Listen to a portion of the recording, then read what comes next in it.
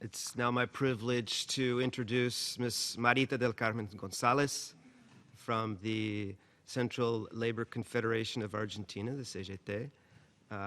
Marita, my colleague, works in the Advisory Secretariat of International Relations at the General Labor Confederation of Argentina, and is a member of the Americas of the Trade Union Development Cooperation Network, and is working on the post-15 development agenda objectives.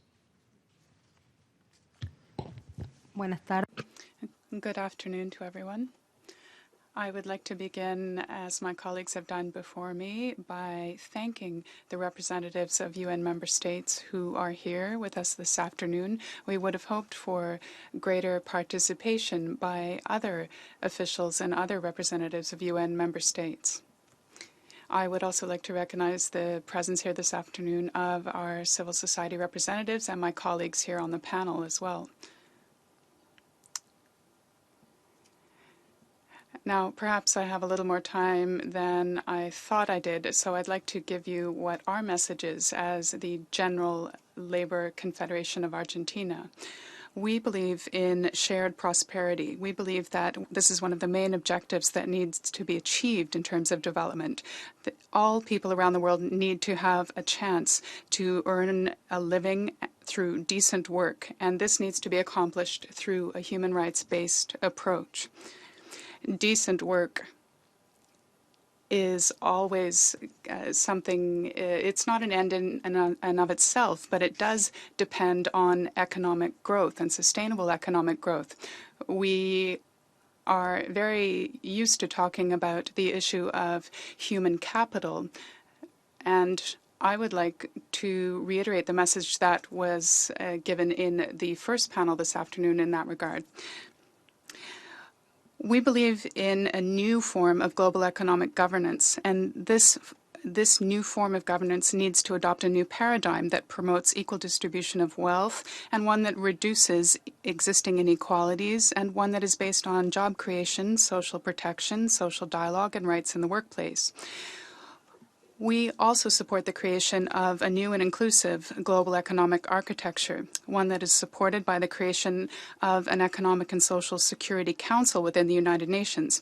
The priorities of the agenda for that new body should be to achieve policy coherence, and this is in accordance with the recommendations made by the Stiglitz Commission of the General Assembly in 2009.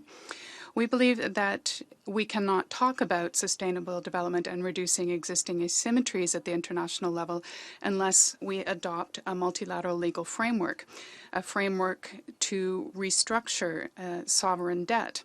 And this has been provided for in paragraph this has been mentioned in the zero draft in paragraph 87, and we think more details should be provided in that particular paragraph. What we cannot avoid is the need to stop the destructive, mutually destructive fiscal competition between countries.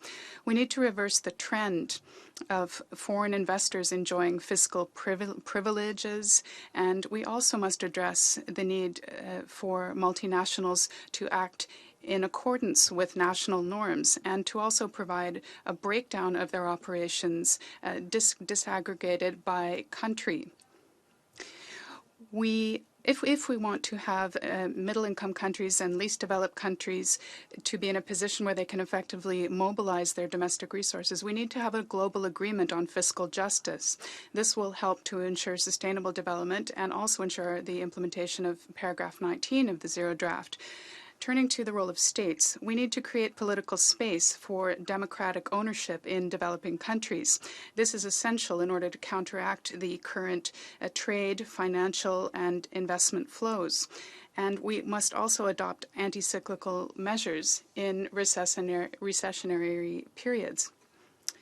The second point I wanted to make with regard to the role of states is that support must be given to democratic states that develop their that have national development strategies focusing on innovation, investment, and ones that have effective redistribution policies as well.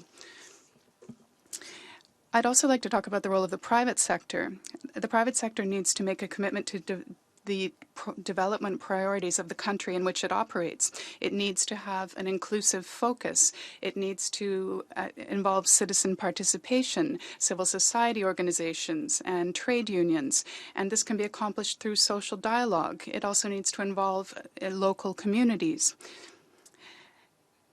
For-profit investment flows through public-private partnerships have shown themselves to be rather unstable as resources. They do not produce quality investments in sustainable development. For example, they often fail to have an impact on employment, on tax systems, and on the environment. And governments need to protect the rights of individuals to have universal and accessible public services. Paragraph 45 and other paragraphs of the Zero Draft refer to this particular topic, as do paragraphs 105 and 106.